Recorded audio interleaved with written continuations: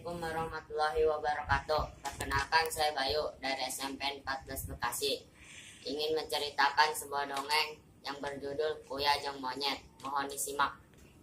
Di ujung leuweung aya cicing hiji monyet setan babaturan rapun kalawanan kuya. Hiji poe monyet nyokot loba kuya, tak mau tangkal jauh.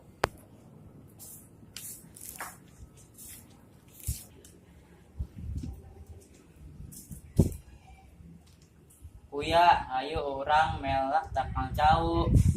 Hayu maneh ditinggalkan kuring dina katuhu.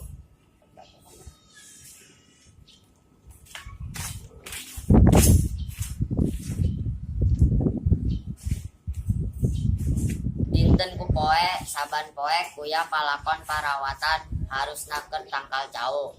Membangkuk anu tangkal pisangku.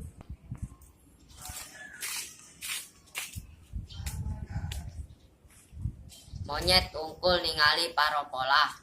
Kuya bareng jer bohong dina jukut. Tangkal kumaha pisangmu?